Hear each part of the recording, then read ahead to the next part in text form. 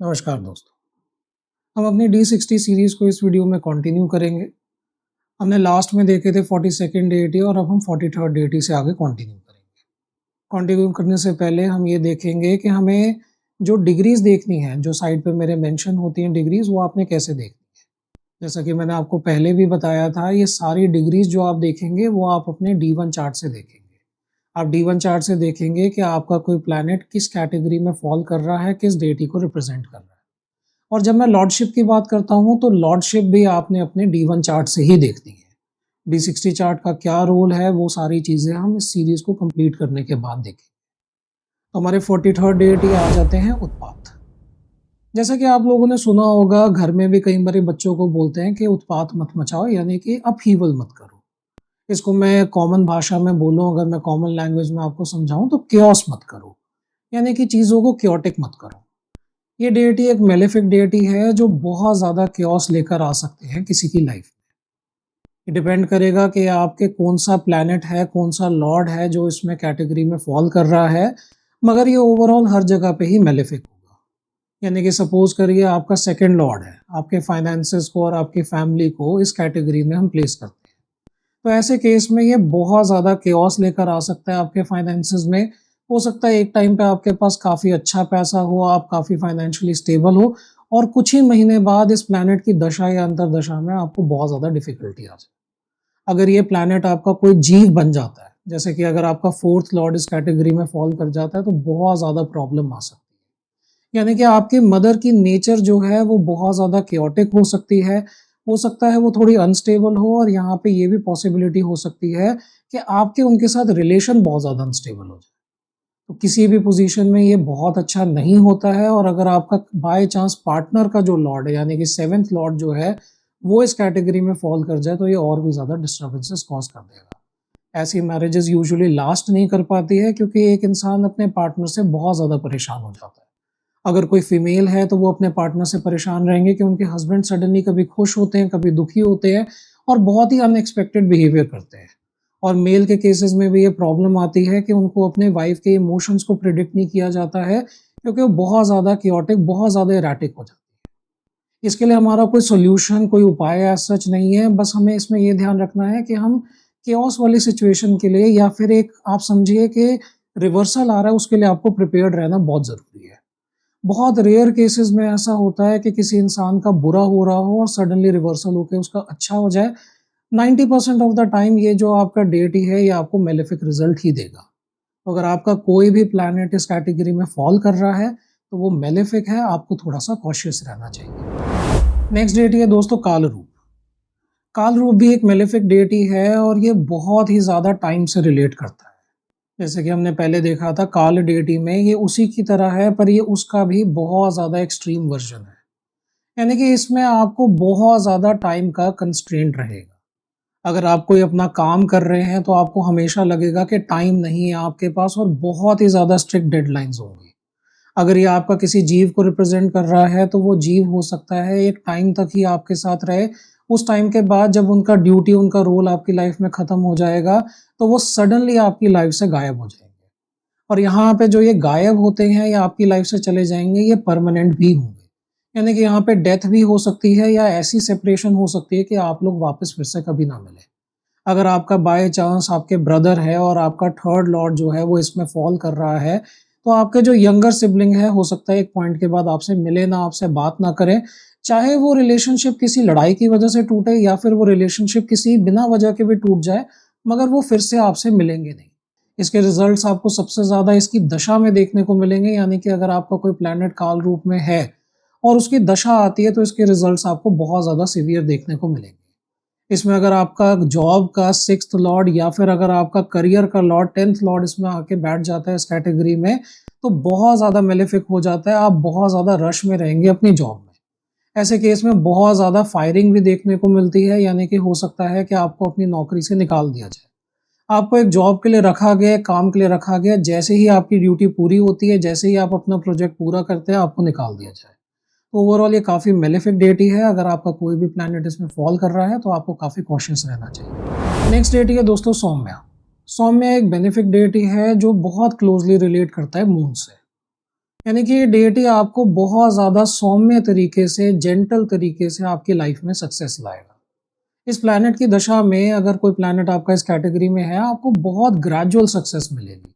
यानी कि ऐसा नहीं है कि रातों-रात आप अमीर हो जाएँगे या रातों-रात आपको सक्सेस मिल जाएगी। इसमें आपको स्लो सक्सेस मिलेगी, पर पूरी दशा या फिर अंतरदशा में आप कंटीन्यूअसली राइज़ करते रहेंगे।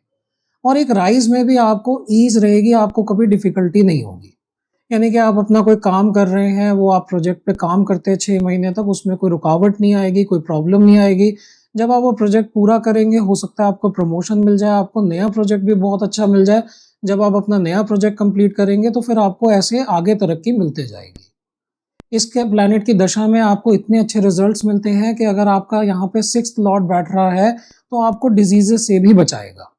यानी कि इतना जेंटल है कि आपको कोई प्रॉब्लम नहीं आएगी। अगर आप कोई बीमारी भी फेस कर रहे हैं, तो वो बहुत ईज़िली विद टाइम आपकी ठीक हो जाएगी।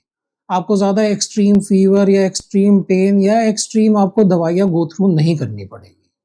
ये काफ़ी ज़्यादा बेनिफिक डेटी है और अगर आपका कोई भी, चाहे वो जीव हो, चाहे आपका फाइनेंसेस का हो, कोई भी प्लैनेट अगर इसमें फ़ॉल कर रहा है, तो आपको पॉज़िटिव रिज़ल्ट्स ही देगा। इसमें कोई हिडन न्यूआंसेस नहीं है, ऐसा नहीं है कि कलयुग में बुरा रिज़ल्ट्स देगा या फिर आपको कोई हिडन मेलेफिक रिज़ल्ट्स देगा। तो ओवरऑल एक बहुत ही ज़्यादा बेनिफिक डेटी है और कोई भी प्लैनेट अगर इसमें फ़ॉल कर रहा है, तो आपको अच्छे रिज़ल्ट्स देगा। नेक्स्ट डेटी है दोस्तों कोमल। ये कोमल सेम डेटी है जो हमने 20th कैटेगरी में भी देखी थी। यहाँ पे भी ये बेनिफिक डेटी है और अगर कोई भी प्लैनेट आपका इस कैटेगरी में फॉल कर रहा है, तो वो आपको बहुत ही ज़्यादा ऑस्पिशियस रिजल्ट्स देगा। यानी कि यहाँ पे भी रिजल्ट्स आपको ऐसे देखने को मिलेंगे कि आपका बहुत ईज़िली काम सारे निकल जाएँगे। ये प्लैनेट स्पेशली बहुत अच्छा होता है अगर आप कोई क्रिएटिव काम कर रहे हैं।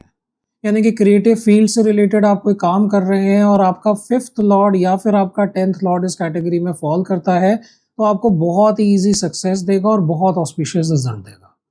इसमें भी कोई हिडन न्यूआंसेस नहीं है, बल्कि ये ऐसा डेटी है जो आपको बहुत ज़्यादा प्रोटेक्ट करके आगे बढ़ाता है।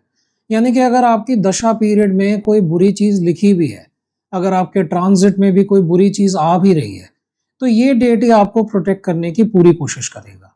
अगर आपका कोई जीव इस कैटेगरी में फ़ॉल कर जाता है, अगर आपके फादर इस कैटेगरी में फ़ॉल करते हैं, यानी कि आपका 9th लॉर्ड इस कैटेगरी में है, तो आपको काफ़ी ज़्यादा प्रोटेक्ट करेगा, आपको काफ़ी ज़्यादा बचा-बचा के आगे ले जाएगा। ये एक बहुत ही ऑस्पिशियस डेटी है, अगर आपका कोई भी प्लैनेट इस कैटेगरी में फ़ॉल करता है, तो आप ओवरऑल अच्छे रिज़ल्ट्स एक्सपेक्ट कर सकते हैं इसकी दशा और अंतर्दशा। नेक्स्ट डेटी है दोस्तों शीतल। शीतल भी एक बेनिफिक डेटी है और आप इसको एक कूल ब्रीज़ की तरह समझिए। यानी कि गर्मियों के टाइम पे एक ठंडी हवा जैसे आपको शांत कर देती है, जैसे आपको एक रिलीफ देती है, वैसे ही ये डेटी आपको रिलीफ देता है। अगर आपका कोई प्लैनेट इसमें फॉल करता है, तो चांसेस हैं कि आपने पिछले जो दशा देखी होगी उसमें कोई डिफ़िकल्टी आई होगी या फिर आपकी लाइफ में जनरली हो सकता है कोई प्रॉब्लम चल रही हो, डिफ़िकल्टी चल रही हो, मगर इस प्लैनेट के आते ही, इसकी दशा के आते ही आपको रिलीफ ज़रूर मिलेगा। यहाँ पे ये स्पेशली ऑस्पिशियस है कि अगर हम कोई डिजीज़ेज़ के पॉइंट ऑफ व्यू से देख रहे हैं, हीलिंग के पॉइंट ऑफ व्यू से देख रहे हैं। यानी कि अगर कोई बीमारी है जो आपको लॉन्ग टर्म परेशान कर रही है, कोई क्रॉनिक डिज़ीज़ है, तो आपको इस टाइम पीरियड के अंदर उसमें रिलीफ मिलने के बहुत ज़्यादा चांसेस होंगे। ऐसे केस में देखा जाता है कि इवन जो लॉन्ग स्टैंडिंग डायबिटीज़ जैसी बीमारी है या फिर कोई और आपको हार्ट की कॉम्प्लिकेशन है, उसमें कुछ ना कुछ रिलीफ ज़रूर मिलता है। ये रिलीफ ज़रूरी नहीं है कि कोई मिरेकल टाइप में आपके पास आएगा, ये दवाई के रूप में भी आ सकता है। यानी कि सपोज़ करिए कि आपको हार्ट की कोई प्रॉब्लम है, हाई बीपी रहता है और वो चीज़ सॉल्व नहीं हो रही है। इस प्लैनेट की दशा में जो आपका इसमें फ़ॉल कर रहा है, हो सकता है आप कोई ऐसे डॉक्टर से मिले जो आपको सही दवाई प्रिस्क्राइब कर दे, जो आपको ऐसी मेडिकेशन प्रिस्क्राइब करे जो आपको बहुत ज़्यादा सूट कर जाए। अगर आपका 2nd लॉर्ड इसमें फ़ॉल कर जाता है, 11th लॉर्ड इसमें फ़ॉल कर जाता है, तो ये बहुत ही ऑस्पिशियस होता है और आपको बहुत ज़्यादा सक्सेस दिलवा सकता है, इवन बुरी सिचुएशंस में भी। यानी कि हो सकता है कि आप किसी बुरी सिचुएशन में हो, आपके पास कोई फाइनेंशियल डिफ़िकल्टी चल रही हो, पर इस प्लैनेट की जब दशा या अंतर्दशा आएगी, तो सडनली आपको एक बीच में राहत मिलेगी। ये राहत आपके फ्रेंड्स, फैमिली से भी हो सकती है, ये राहत किसी डिवाइन ग्रेस के रूप में भी हो सकती है, जो आपको सडनली आके बचाए। तो ये ओवरऑल बहुत ही ऑस्पिशियस डेटी है, अगर आपका कोई भी प्लैनेट इसमें फॉल करता है, तो आपको काफ़ी अच्छे रिजल्ट्स देगा। लास्ट डेटी है दोस्तों कराल दमशत्र। ये एक मेलेफिक डेटी है, पर ये आपको पॉजिटिव रिजल्ट्स भी दे सकते हैं। अगर मैं आपको इसको सिंपल लैंग्वेज में समझाऊँ तो आप इस तरीके से समझिए कि नरसिंह अवतार जो थे वो बहुत ज़्यादा फ़ियर्स थे। ऐसे ही ये डेटी भी बहुत ज़्यादा फ़ियर्स है और इनके भी बहुत ज़्यादा फ़ियर्स जैसे कैनाइन होते हैं वैसे हैं। पर क्या नरसिंह अवतार आपके मेलेफिक हैं? वो धर्म का साथ देते हैं और जो ईविल होता है उसको ख़त्म करते हैं। तो अगर आप भी धर्म का साथ दे रहे हैं, आप भी भगवान का नाम लेते हैं, आप अपनी ज़िंदगी में ठीक तरीके से चलते हैं, धर्म के रास्ते पे चलते हैं, तो ये डेटी आपका साथ भी दे सकता है। ये डेटी आके आपके ओपोनेंट्स को, आपके जो फ़ियर्स एनिमीज़ हैं, उनको ख़त्म भी कर सकता है। मगर अगर कोई धर्म के रास्ते से नहीं चलता है, तो ये बहुत ज़्यादा नेगेटिव रिज़ल्ट्स दे सकता है। ये अपनी पूरी मैलेफिक फ़ोर्स आपके ऊपर दिखाएगा। यानी कि इस डेटी की दशा में अगर कोई प्लैनेट इसमें फॉल कर रहा है, उस दशा में आपको बहुत ज़्यादा बिट्रेयल देखने को मिलेंगे। आपके जो एनिमीज़ होंगे, आपके जो ओपोनेंट होंगे, वो आप पे बहुत ज़्यादा हावी हो जाएँगे और आपको ओवरऑल लॉसेस होने के बहुत ज़्यादा चांसेस रहेंगे। मगर अगर आप एक धर्म के रास्ते से चलते हैं, तो यही एनिमीज़ आपके डिस्ट्रॉय हो जाएँगे और आपको गेन्स होने के भी चांसेस होंगे। यहाँ पे लॉर्डशिप भी बहुत इंपॉर्टेंट हो जाती है क्योंकि लॉर्डशिप हमें बता देती है कि ये प्लैनेट आपके लिए कैसे बिहेव करेगा। यानी कि अगर आपका कोई इस कैटेगरी में फॉल कर रहा है मगर उसके पास लॉर्डशिप बहुत अच्छी है, वो 9th हाउस को या 5th हाउस को या आपके केंद्र स्थान में जाके बैठा है या उनको रूल कर रहा है, तो आपको काफ़ी ऑस्पिशियस रिज़ल्ट दे सकता है। उससे हमें पहले ही पता चल जाएगा कि आप एक अच्छे तरीके से ही चल रहे होंगे, आप एक धर्म के रास्ते से चल रहे होंगे एटलीस्ट इस दशा पीरियड में। तो ये प्लैनेट आपको हार्म नहीं करेगा, हार्म करने की बजाय आपको बेनिफिक रिज़ल्ट्स दे सकता है। मगर generally most of the horoscope में अगर आपका कोई प्लैनेट इसमें फॉल कर रहा है, तो आपको काफ़ी डिफ़िकल्टी फेस करनी पड़ सकती है। अगर आपका 9th लॉर्ड इसमें फॉल कर रहा है, तो हो सकता है कि जो आपके गुरु हों, आपके टीचर्स हों या आपके फादर हों, वो आपके अगेंस्ट हों, वो आपके लिए काफ़ी ज़्यादा फ़ियर्स हों, वो आपको हार्म भी कर सकते हैं। अगर आपका 11th लॉर्ड है, तो जो आपके एल्डर सिबलिंग्स हैं या फिर जो आपकी ज़िंदगी में एल्डर्स हैं, वो आपके लिए मेलेफिक रोल प्ले कर सकते हैं, अगर आप सही रास्ते पे नहीं चल रहे हैं। यहाँ पे हमें बहुत ज़्यादा न्यूआंसेस देखने पड़ेंगे, पर डी60 सीरीज़ के हिसाब से मैं आपको समझाऊँ तो ये एक मेलेफिक डेटी है, हमें इसको मेलेफिक कंसिडर करके ही चलना होगा। तो दोस्तों इस एपिसोड में हमने 6 डेटीज़ देखे हैं, 6 डेटीज़ में हमारे 3 मेलेफिक थे और 3 बेनिफिक थे।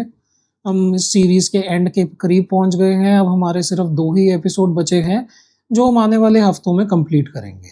उसके बाद हम देखेंगे कि डी60 चार्ट को हम कैसे पढ़ सकते हैं पास्ट लाइफ को समझने के लिए।